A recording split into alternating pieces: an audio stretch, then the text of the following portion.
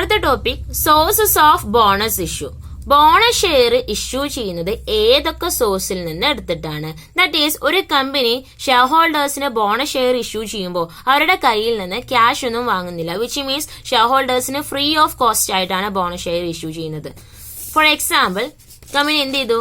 10 രൂപ face value ഉള്ള 2000 equity share ഹോൾഡേഴ്സിന് ബോണസ് ആയിട്ട് കൊടുത്തു. സോ നമുക്ക് ബാലൻസ് ഷീറ്റിൽ എന്ത് കാണിക്കണം? ഇക്വിറ്റി ആൻഡ് ലയബിലിറ്റി സൈഡിൽ ഇക്വിറ്റി ഷെയർ ക്യാപിറ്റൽ എന്ന് പറഞ്ഞുകൊണ്ട് issued and paid up equity share capital എന്ന് പറഞ്ഞുകൊണ്ട് 2000 × 10 20,000 എമൗണ്ട് കാണിക്കണം. ഈ എമൗണ്ട് നമ്മൾ ഷെയർ ഹോൾഡേഴ്സിന്റെ കയ്യിൽ നിന്ന് ക്യാഷ് വാങ്ങുന്നില്ല എന്ന് പറഞ്ഞു. പിന്നെ ഈ ഇക്വിറ്റി ഷെയർ ക്യാപിറ്റലിലോട്ട് ഈ ഒരു എമൗണ്ട് നമ്മൾ മാറ്റിവെക്കുന്നത് എവിടെ നിന്ന് എടുത്തിട്ടാണ്? ആ സോഴ്സസിനെയാണ് എന്ത് പറയുന്നത്?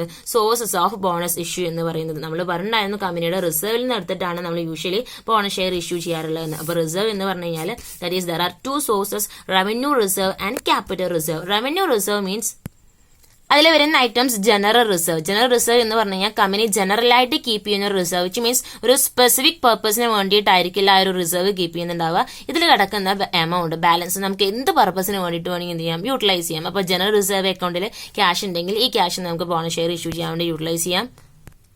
അതുപോലെ dividend equalisation reserve. Dividend equalisation reserve എന്ന് പറഞ്ഞു കഴിഞ്ഞാൽ ഡിവിഡൻഡ് സ്റ്റേബിൾ ആയിട്ട് പേ ചെയ്യാൻ വേണ്ടിയിട്ട്, ഡിവിഡൻഡ് പേയ്മെന്റിൽ ഒരു സ്റ്റെബിലിറ്റി മെയിൻറ്റെയിൻ ചെയ്യാൻ വേണ്ടിയിട്ട് കമ്പനി കീപ്പ് ചെയ്യുന്ന റിസർവ് ആണ് dividend equalisation reserve. For example, നല്ല പ്രോഫിറ്റ് ഉള്ള വർഷങ്ങളിൽ കമ്പനി എന്ത് ചെയ്യും?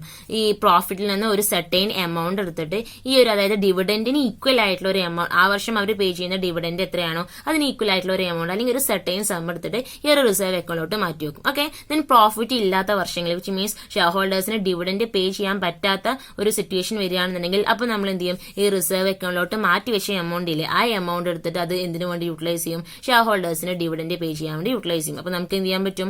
പ്രോഫിറ്റ് ഉള്ള വർഷങ്ങളിൽ എമൗണ്ട് മാറ്റി വെക്കുക, ദെൻ ആ എമൗണ്ട് പ്രോഫിറ്റ് ഉള്ള വർഷങ്ങളിൽ, പ്രോഫിറ്റ് ഇല്ലാത്ത വർഷങ്ങളിൽ എടുത്തിട്ട് ഷെയർ ഹോൾഡേഴ്സിന് കൊടുക്കുക. അപ്പൊ നമുക്ക് ഡിവിഡൻഡ് സ്റ്റേബിൾ ആയിട്ട് പേ ചെയ്യാൻ പറ്റും. അപ്പൊ ഡിവിഡൻഡ് പേ ചെയ്യുന്നതിൽ ഒരു സ്റ്റെബിലിറ്റി മെയിൻറ്റെയിൻ ചെയ്യാൻ വേണ്ടിയിട്ട് എല്ലാ വർഷവും കറക്റ്റ് ആയിട്ട് ഡിവിഡൻഡ് കൊടുക്കാൻ വേണ്ടിയിട്ട് കമ്പനി കീപ്പ് ചെയ്യുന്ന റിസർവ് ആണ് ഡിവിഡൻഡ് ഇക്വലൈസേഷൻ റിസർവ്. അപ്പൊ ഇതിൽ എമൗണ്ട് കിടക്കുന്നുണ്ടെങ്കിൽ ആ ഒരു എമൗണ്ട് നമുക്ക് ബോണസ് ഷെയർ ഇഷ്യൂ ചെയ്യാൻ വേണ്ടി യൂട്ടിലൈസ് ചെയ്യാം.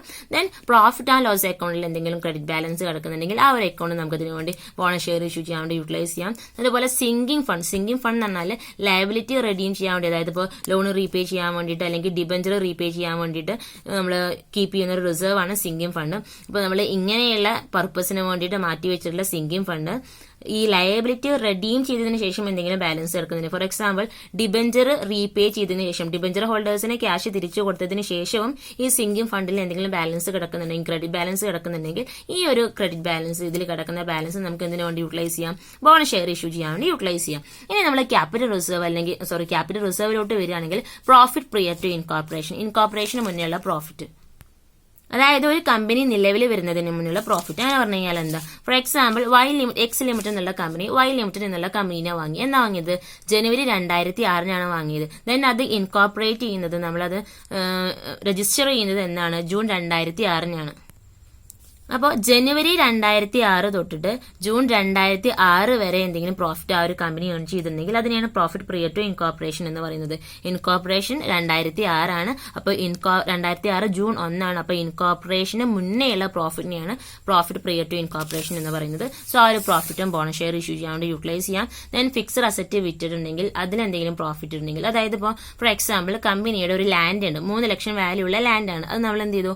5 ലക്ഷം രൂപക്ക് വിറ്റു. അപ്പോൾ 3 ലക്ഷം വാല്യൂ ഉള്ള ലാൻഡ് 5 ലക്ഷം രൂപക്ക് വിറ്റു എന്ന് പറഞ്ഞു കഴിഞ്ഞാൽ അവിടെ എത്ര രൂപ പ്രോഫിറ്റ് കിട്ടി? 2 ലക്ഷം രൂപ പ്രോഫിറ്റ് കിട്ടി. സോ അങ്ങനെ നമ്മൾ ഫിക്സഡ് അസറ്റ് വിറ്റപ്പോൾ എന്തെങ്കിലും പ്രോഫിറ്റ് കമ്പനിക്ക് കിട്ടിയിട്ടുണ്ടെങ്കിൽ അതിന്റെ ഒരു അക്കൗണ്ട് കിടക്കുന്നുണ്ടാവും. സോ അതിൽ ആ ഒരു പ്രോഫിറ്റ് അക്കൗണ്ട് എന്തിനു വേണ്ടി യൂട്ടിലൈസ് ചെയ്യാം? ബോണസ് ഷെയർ ഇഷ്യൂ ചെയ്യാൻ വേണ്ടി യൂട്ടിലൈസ് ചെയ്യാം. അടുത്തത് CRR. എവിടെയും കേട്ടിട്ടുണ്ടോ? Capital redemption reserve account. നമ്മൾ പറഞ്ഞിട്ടുണ്ടായിരുന്നു, നമ്മൾ പ്രിഫറൻസ് ഷെയർസ് റിഡീം ചെയ്യുന്നത് കമ്പനിയുടെ പ്രോഫിറ്റിൽ നിന്ന് എടുത്തിട്ടാണെങ്കിൽ എത്രയാണോ നമ്മൾ പ്രോഫിറ്റിൽ നിന്ന് എടുത്തിട്ട് റിഡീം ചെയ്യുന്ന പ്രിഫറൻസ് ഷെയർ ക്യാപിറ്റലിന്റെ ഫേസ് വാല്യൂ അതിന് ഈക്വൽ ആയിട്ടുള്ള ഒരു എമൗണ്ട് ക്യാപിറ്റൽ റിഡംഷൻ റിസർവ് അക്കൗണ്ടിലോട്ട് മാറ്റി വെക്കും എന്നുള്ളത്.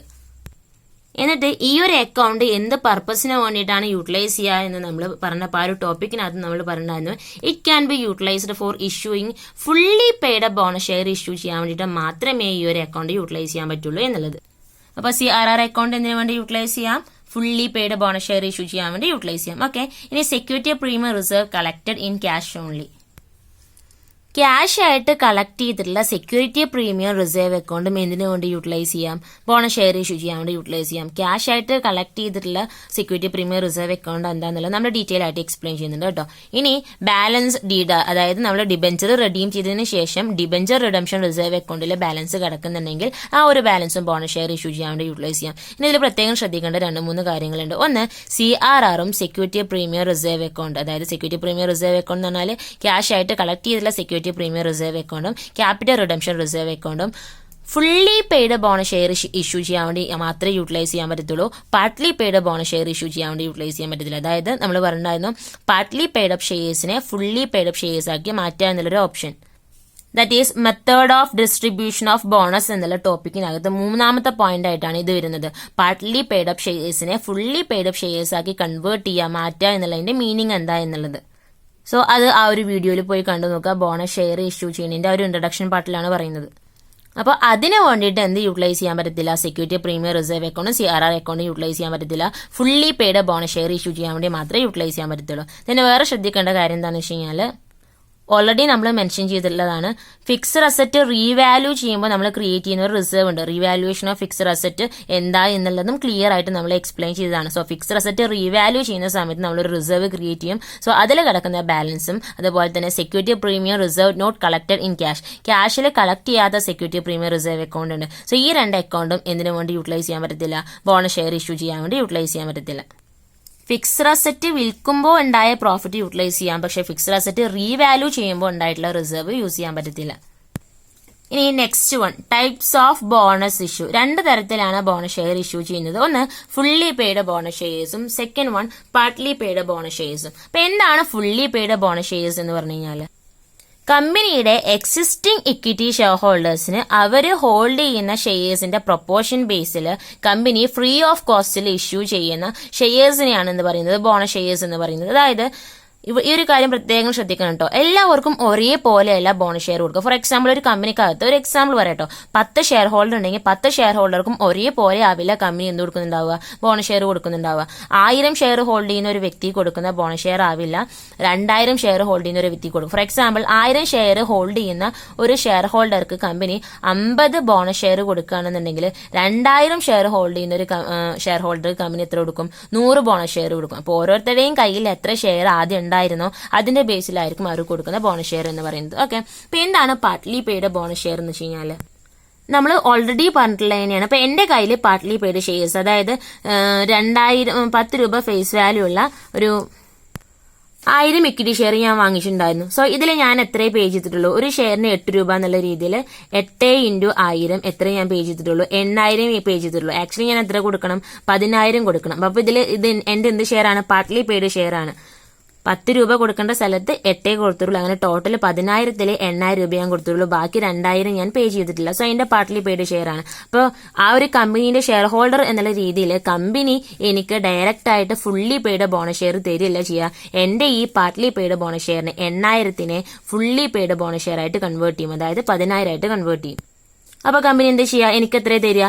2000, അതായത് 2000 വാല്യൂ ഉള്ള ഷെയർ പാർട്ട്ലി പെയ്ഡ് ഷെയർ തരിക. അപ്പോൾ 2000 വാല്യൂ ഉള്ള പാർട്ട്ലി പെയ്ഡ് ഷെയർ തരിക എന്ന് പറഞ്ഞു കഴിഞ്ഞാൽ എന്റെ 8000 വാല്യൂ ഉള്ള പാർട്ട്ലി പെയ്ഡ് ഷെയറിനെ എന്താക്കി മാറ്റാൻ പറ്റും? എനിക്ക് ഫുള്ളി പെയ്ഡ് ഷെയർ ആക്കി മാറ്റാൻ പറ്റും. പാർട്ട്ലി പെയ്ഡ് ഷെയർസിനെ ഫുള്ളി പെയ്ഡ് ഷെയർസ് ആയിട്ട് കൺവേർട്ട് ചെയ്യാൻ വേണ്ടിയിട്ടാണ് ബോണസ് ഇഷ്യൂ ചെയ്യുന്നതെങ്കിൽ അതിനെയാണ് നമ്മൾ പാർട്ട്ലി പെയ്ഡ് ബോണസ് ഷെയർസ് എന്ന് പറയുന്നത്. സോ ഈ ഒരു കേസിൽ എനിക്ക് എന്ത് കൊടുക്കേണ്ട ആവശ്യമില്ല? കമ്പനിക്ക് കൊടുക്കാനുള്ള 2000 കൊടുക്കേണ്ട ആവശ്യമില്ല. അല്ലാതെ തന്നെ കമ്പനി എന്റെ 8000, അതായത് പാർട്ട്ലി പെയ്ഡ് ഷെയറിനെ എന്തായിട്ട് കൺവേർട്ട് ചെയ്യും? ഫുള്ളി പെയ്ഡ് ഷെയർ ആയിട്ട് കൺവേർട്ട് ചെയ്യും. അതിനെയാണ് പാർട്ട്ലി പെയ്ഡ് ബോണസ് ഷെയർസ് എന്ന് പറയുന്നത്.